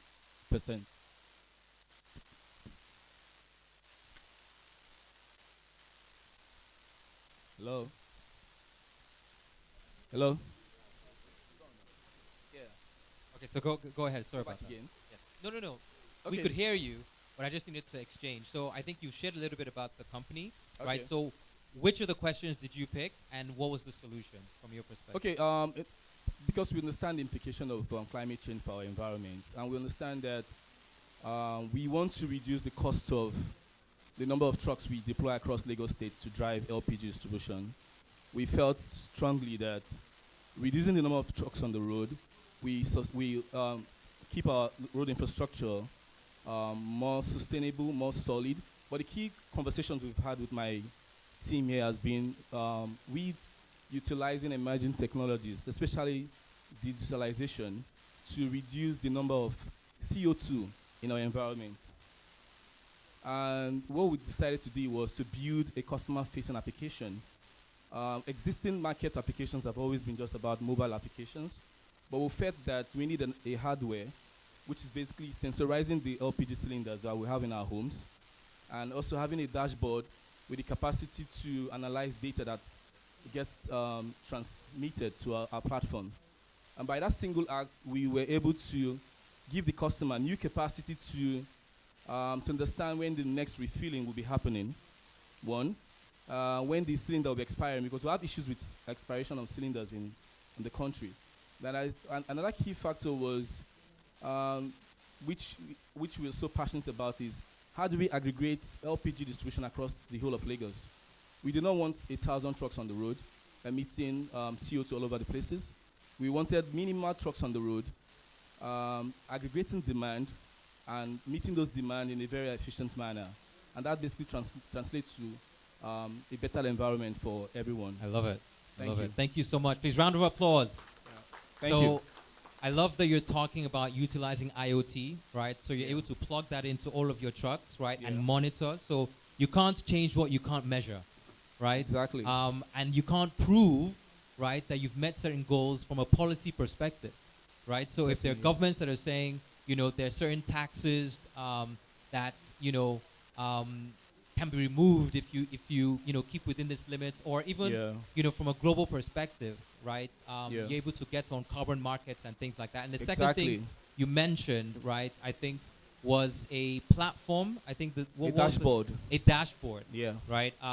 So I think that's pretty innovative, and Thank you. I think that is a localized type solution that could actually work in this market. So thank you. I think you guys were working on something similar. Green manufacturing. So okay, so I want to go through each of the startups. I mean, each of these companies. So can you guys maybe just add to that? I don't know if there's anyone on the table who can take that up, just from a quick perspective, and then we'll go to the next company. All right. Hello, everyone. So, from our deliberations, the best way to balance sustainability goals with profitability to ensure long-term success is to create a BCP plan or a sustainability plan and create that in phases. So, for example, it's difficult to hit a green efficient goal when you want to go in 100%. So our team's contribution is that we can start with 80-20.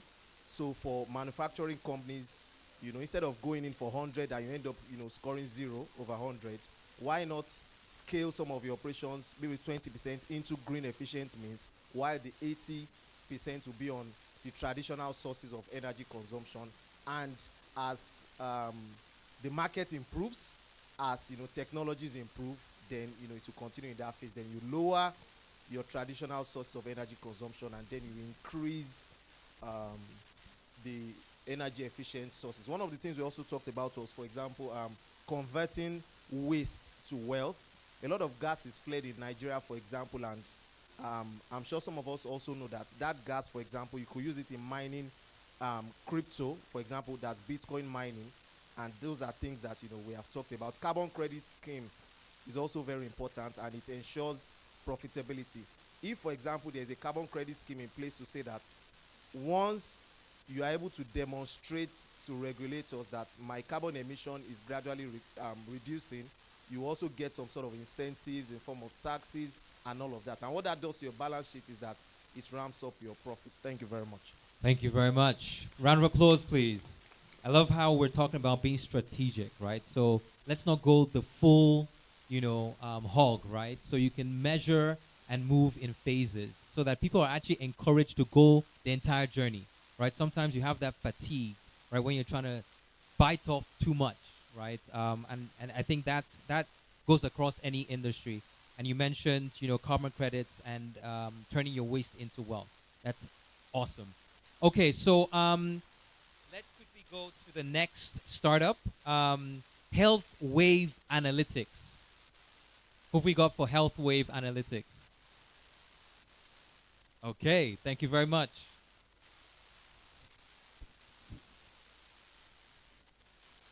Okay. So, Health Wave Analytics has loads of data from electronic health records, and the problems that were faced with inefficiency and high operational costs using AI. One of the major problems that we have is how do we demonstrate the value of AI and machine learning to stakeholders. So the very first part is having like a pilot phase, because if the stakeholders are people that you generally need to convince why this needs to roll out. So you have a pilot phase, you already have the data, you analyze just a little bit of it, and then based off of the pilot phase, you can convince them why the project needs to go live. Then ethical considerations, because of course it's health when implementing AI and machine learning solutions. The most important part is privacy. Health records by the very nature are very sensitive, so that's not something that you want to fall into the wrong hands. So how do you ensure that, one, you anonymize the data such that it's not something that, even if one person gets a hold of it, you can't use it to attack people. Then beyond that point is the phase of who has access to that data at all, so that even when they have to analyze it, you're sure that the people who have access to it are people who need access to it, not just anybody. Then the last part, of course, is what machine learning models will be used. So the most important one is a large language model, because you already have the data. It's a pool. You just need to bring it together. You you analyze using Python, and basically go into visualization. So for the predictive part, you can ask questions like, oh, because this has happened over X amount of years, how do you see health going in this direction in the next few years? For example, say you run that kind of project in Port Harcourt and say, based on the kind of complaints that you've seen people bring in, over breathing diseases, for example, and refineries and all of that, what do you see happening in Port Harcourt over the next 5 to 10 years, and then be able to advise governments and say, based on this, I think we should reduce, for example, say flaring in that region, or think of other ways to use the gas and reduce air pollution. Awesome. So health is wealth, right? I think that's one of the really key areas. I think 4 out of the top 10 most polluted cities in the world are actually in Nigeria, unfortunately, another statistic, right? But so that last thing you just mentioned is actually on the money. But I loved how you talked about, AI and data, right, being a really key one, and then obviously privacy, who has access to it, having those controls put in place, very, very key, especially in countries where you actually have laws that will prosecute you. I was going to ask, where do you get the data though? So Because a lot of the health data is in silos. So you've got hospitals that they've got a lot of data, but it's in one place.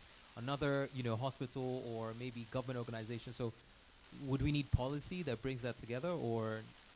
Okay, so for scattered data like that, and this is one of the problems with Nigeria generally. So FRC has the data, BVN, banks have the same data, NIMC has the similar data, whereas we should have one single port, like the way the US works for the social security number, and then we just plug into that and use APIs to pull that.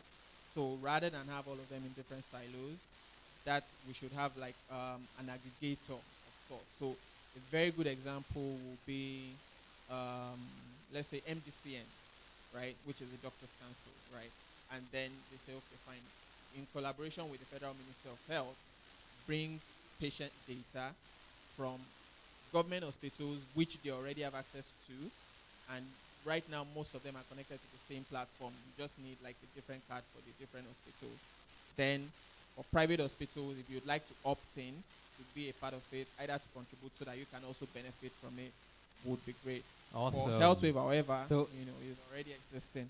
And I think what you're mentioning, right, is something that applies across many different industries. And we keep talking about AI, right? But the ingredients for good AI is data. So what you've just mentioned is really critical to anyone here who's trying to figure out, how do I get into data? How do I get into AI, right? So thank you very much for that. Okay, so really quickly, we're going to go to the next one. Yes, you can give him a round of applause.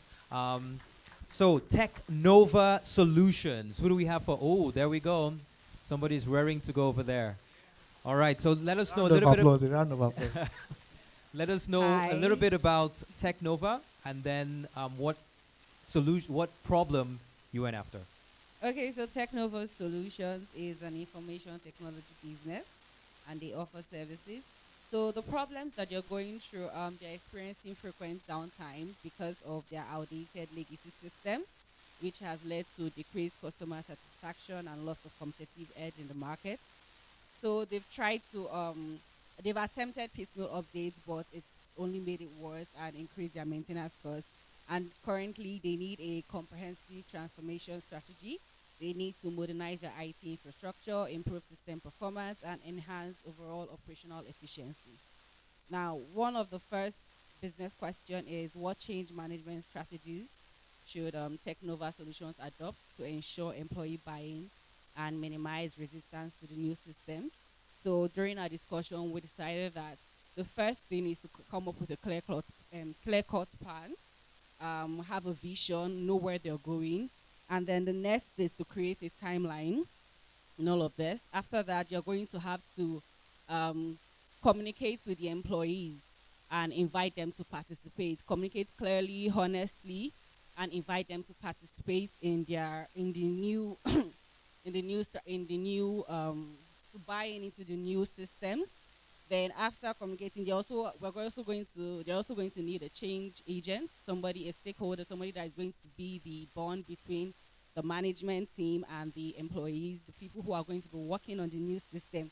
And then lastly, we're going to have to do some skill development. You're going to have to train them in what in the new systems. It's going to be a form of support for them to encourage them and then ensure feedback from them. So there's going to be a back and forth between them. Now, the second business question is how can Technova Solutions prioritize their digital transformation initiatives to ensure maximum return on investments and quick wins? And one of that was to source locally before outsourcing. That is one of the ways to like maximize and minimize costs. And then also to run things on a test environment first and to ensure business continuity and also do their upgrades in pilot mode. So the third business question is, the technical question is, which modern, okay, yes, so he's going to answer that. The choice of technology, because we're trying to save costs and we're trying to get things done as fast as possible, we choosing to use microservices to segment the infrastructure so that we won't have general downtimes and escape having such problems subsequently. I'll be using hybrid solutions. Some solutions will be in the cloud. We have some backup on premise, and so that we can have redundancy to avoid subsequent failures too. And finally, we will have to train everybody in segments based on their roles to take in the new system. Thank you. Awesome. A round of applause. Thank you so much for that. So I think one of the big things there, right, is, doing things in phases, taking things as pilots. Love that you're looking at microservices and obviously cloud platforms like Cloud Plexo, right? So thank you very much for that.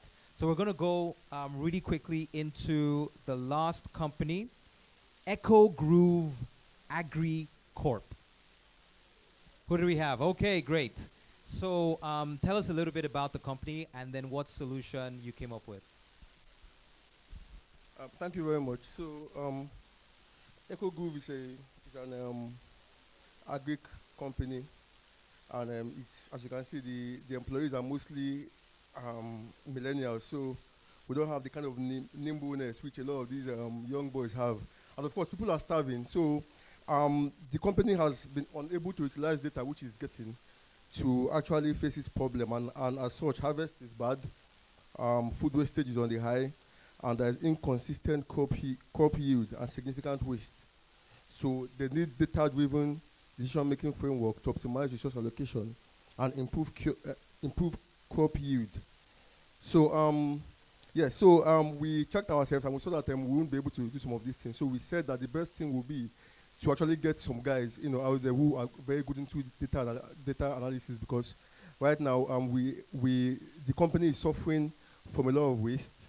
Okay, so they need to really start ramping up production. So we decided to get a data analytic guys, and then we are going to actually have them train the guys which we have on board, because a lot of them, definitely based on what this card says, they're not able to actually do that themselves. So we'll have them train these guys and then get them going up to speed, so they're able to actually envision those data in the future and be able to to work with the data which they have.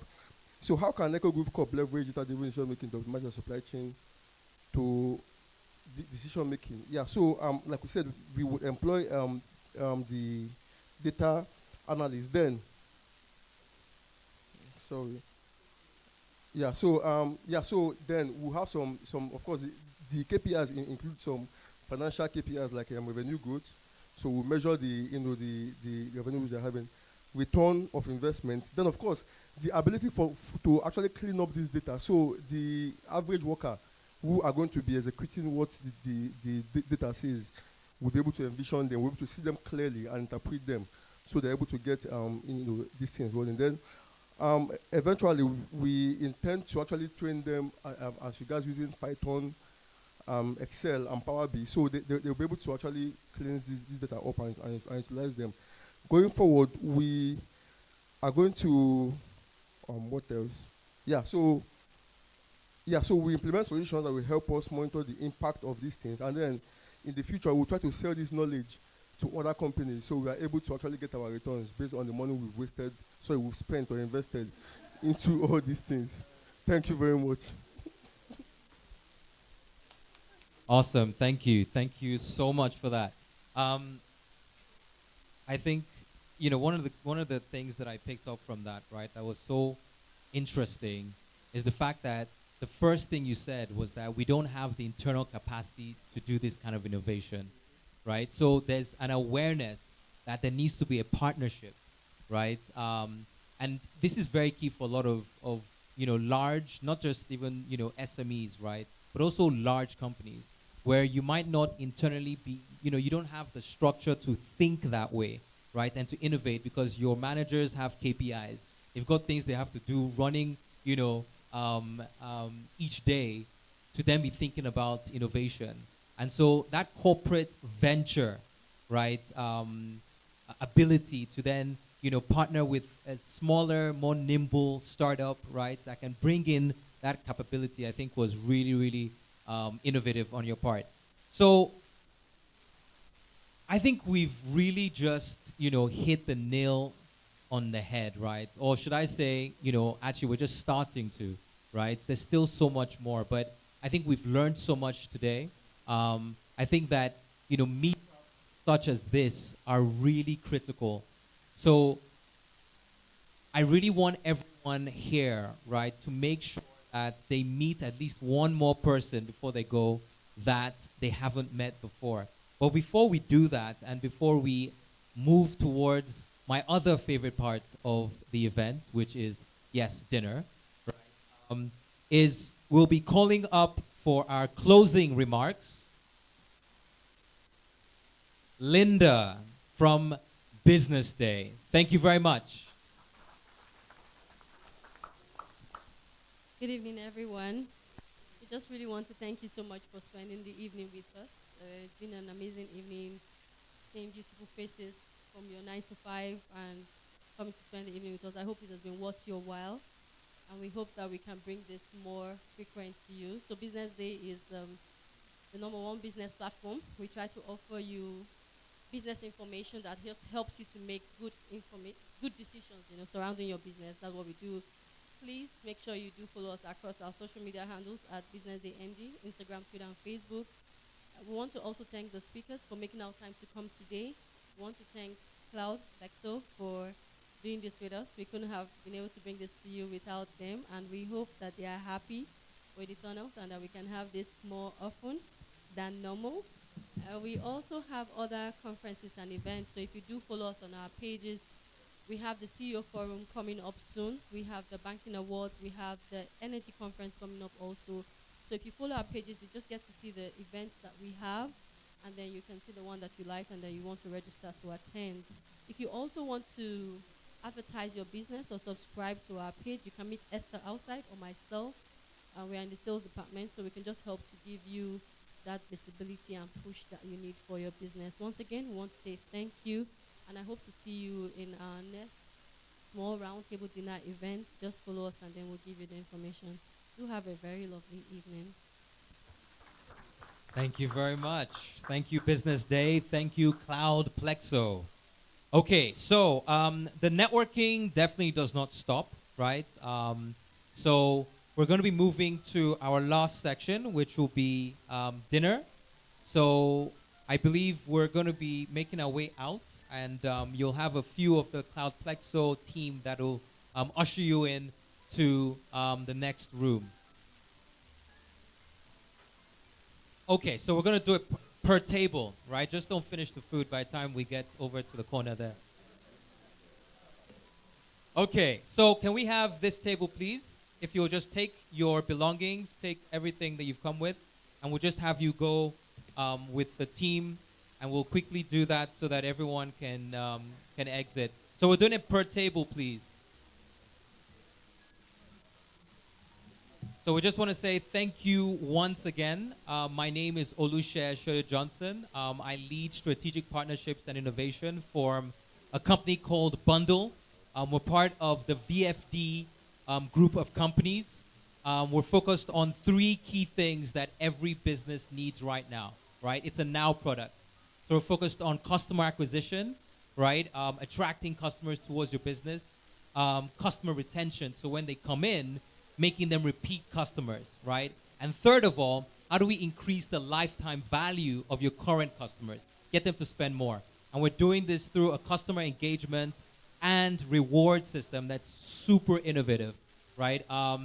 So please come talk to me if you want to learn more. Thank you very much.